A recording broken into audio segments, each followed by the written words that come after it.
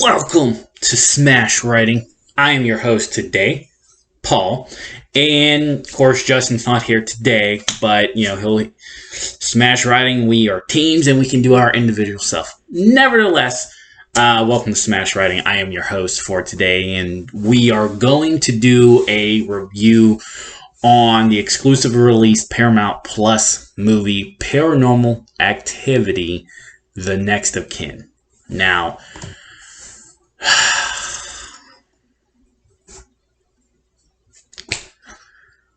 sometimes franchises need to give up, go on a hiatus for a very long time. This is probably one of them. So, the last Paranormal Activity film was Paranormal Activity: The Final Dimension, or some the Ghost Dimension, and that was roughly like 6-7 years ago. Now,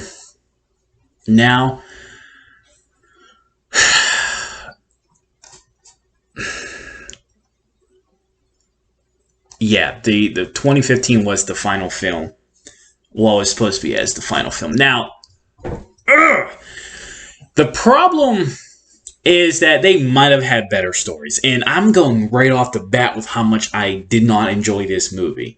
And that's a bad thing, because if you know me, if you've watched our videos or heard us on our podcast, or even read the blogs, I don't generally just jump into how bad this film was. It's that bad. It's that bad. And I don't know how else to explain it. So, like I said, the film came out on Paramount Plus. It was supposed to be released in theaters back in March. I think, oh God, I don't even care. It's supposed to be released in the theaters, but like many films, Paramount thought it was better to postpone it, so they did. And then they decided just to go ahead and put it on Paramount Plus, the streaming service that they have. Good thing that they did, because this would have been bad for them in the movie theaters. So let's talk about the plot, because I think that's one of the things that we talk about when you're reviewing is the plot. Obviously, the plot has to be so bad where I'm bashing it right now, and we haven't even talked about it. So the plot picks up where a young woman has found a distant relative on the internet, and she's trying to look for her family. She's trying to look for her mother, because she always had questions. She knows she was adopted, and she's trying to look for her real family. Well, by the graces of pure God, she puts her information out there, and somebody responds back, and it's like her cousin. So obviously she wants to document this experience, and she gets her buddy and his camera equipment, and they meet up with her cousin. And right off the bat, it goes like haywire for them. There's no slow pace, like night one. I mean, there is like night one, night two, but it just jumps into all these type of paranormal activity events start happening. She plays with like a little girl who I guess is like one of her relatives, and she says, "Hey, I'm looking for my mom." And the girl goes, "Well, your mom's still here." Blah blah blah. She finds a secret room in the house that they're staying at, which is, I get the family promotes themselves as like an Amish family, but as the movie goes on and people reveal that these people are not Amish, they don't know why, or at least they're Amish, but they're not Amish enough to be Amish, or something like that. They never explain what they mean by they're not Amish, and that can go so many ways. So as the events go on, they start to uncover, they have a buddy that joins them to help with the cameras and stuff like that. And as you naturally could predict, the family has a responsibility of giving away a daughter or something like that to control the devil, something like that, from rising. And roughly her mom gave her away so she couldn't be in this cult family. And unfortunately enough, she goes back. She gives up her daughter, and the final situation is that the daughter now has questions, and that's how we get to where we're at.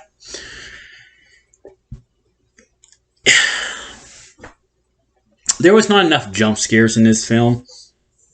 This film was very predictable. And one thing that they went away from is, in this series, they relatively pick no-name actors, and it's all found footage style cameras. There are,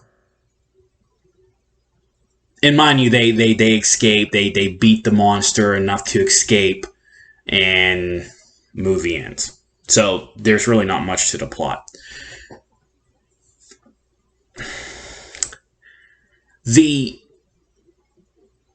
There's a couple of scenes where the movie goes from the found footage style to an actual movie for brief camera periods. And I'm talking about 1 or 2 minutes. If you're just watching this film, you won't maybe catch it. Unless you do, then good for you. But there's a couple of scenes where they use regular cameras or additional cameras that are not explained in film. And what I mean by that is, she has her buddy and another guy holding the cameras, and sometimes she holds the camera. So there's 3 different camera angles. None of them should be in one shot together without holding a camera. There is a shot when I believe they're like running in the woods, and you see all 3 of them, and the camera angles only will dictate that it's filming a movie. Right there, they took away the thrill of this film. And Justin hates found footage. He'll mock the shaky cameras and stuff like that. But when Paranormal Activity first came out, same with Blair Witch, the found footage style makes it so real. What waters down the idea is repeated sequels. You could get away with 1 or 2 more, but I think we're at like 7 or 8. So now it's a movie. And I don't like the back and forth. Even if it is for a couple of scenes, you still take away the thrill of the possibility. The story, going off into the woods and finding your long-lost family, that's fine. Totally fine. I was okay with the story. One of the things I feel like they did wrong with the movie was they had a story, an okay story. Their plan was just not executed properly. Another thing that they did in this film is that they don't normally use named actors. They get careers from this, but they don't have a career already. And I am talking about, and I thought I seen him from somewhere, Roland Buck III. He plays Chris, which is Margaret's friend and camera person. Roland, I'm like, where have I seen him before? Oh yeah, he was on Chicago Med, on the NBC hit drama Chicago Med. It wasn't like he was on a show that got canceled, or he was a one-up appearance, or anything like that. He played a role for some time on the show. Maybe not a true starting role or lead role, but he was a reoccurring role that enough to give him a resume. So they butchered that idea. And like I says, in the end, the story never really gave the franchise anything to build upon. In fact, I feel like this movie now will probably have shut the franchise down for good. It got released on Paramount Plus, so they're going to dictate if they got enough views or anything like that. And like it says, if you watch this, good for you. You know, obviously, if you were a fan of the film series like I did, you gave it a chance. I went in this. I have all the previous movies. I've watched them all. I haven't gave them reviews on our pages, but I thought in my head, you know, this one's good, or this one's better, this one's worse. There's a couple weak ones, but this will definitely top the cake of the weak ones in the side of things. Where do they go from here? Hopefully nowhere. This franchise now is ruined. And I'm not trying to sit here and completely bash it. Now, there are some of you guys out there that will say that the jump scares were good enough. Sure, that's your opinion. This is my opinion. And I'm okay with that, us agreeing to disagree. I'm just saying, in my eyes, as someone that watched all the previous films, the marked ones, the Ghost Dimension, 1, 2, 4, even 4 was better than this film in my eyes. So that's kind of where I'm left at. And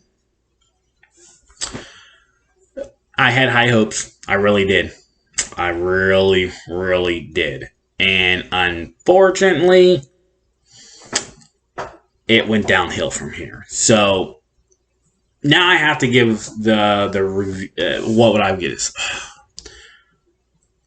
I am truly giving this a D, or a 60% for a rating. I don't want to. I didn't want to. When I seen trailers for this film, I was like, no, but I'll watch it. This is time I won't ever get back. So, in the end, I'm giving it a D, 60%. It did nothing for the franchise. It broke the found footage style by adding small little tidbits from another camera angle that was never explained. It wasn't like the ghosts were chasing them and they had cameras. It's nothing like that. It's small, but enough to catch on. So that's, the jump scares weren't there. The story was average at best, but they never executed the film correctly to do it. So 60%. I hate to give it that low from a franchise that was one of the franchises that I thought it was going to jumpstart the modern day horror resurgence. But until next time, bye-bye.